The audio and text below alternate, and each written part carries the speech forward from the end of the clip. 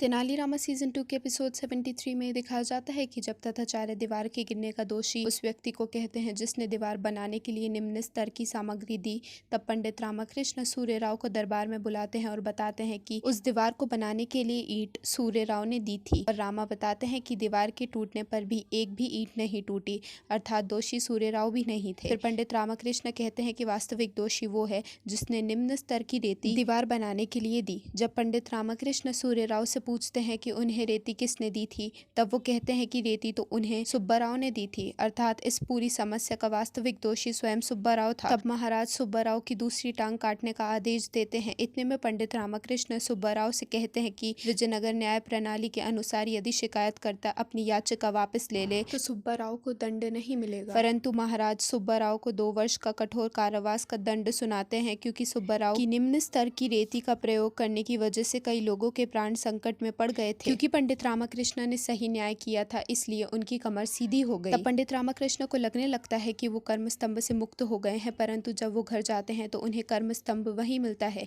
क्योंकि पंडित रामाकृष्ण ने उन बूढ़े व्यक्ति की समस्या को सुलझाया तो कर्म स्तंभ रामा के साथ बंध गया, और अगर रामा को कर्म स्तंभ से मुक्त होना है तो ऐसा तभी हो पाएगा जब उन्हें कोई और न्याय दिलाएगा। विजयनगर की नई शत्रु तथाचार्य के घर में प्रवेश कर लेती है और अपना नाम लैला बताती है और तथाचार्य को पूरी तरह अपने वश में कर लेती है, और तथाचार्य की मदद से अब वो दरबार में भी प्रवेश कर लेगी। अब देखना यह है कि पंडित रामाकृष्ण उस नए शत्रु से महाराज को कैसे बचाएंगे। तेनालीरामा सीजन 2 के और भी एपिसोड्स के बारे में जानने के लिए मेरे चैनल को सब्सक्राइब कर लेना, और अगर वीडियो अच्छी लगी तो वीडियो को लाइक भी कर देना।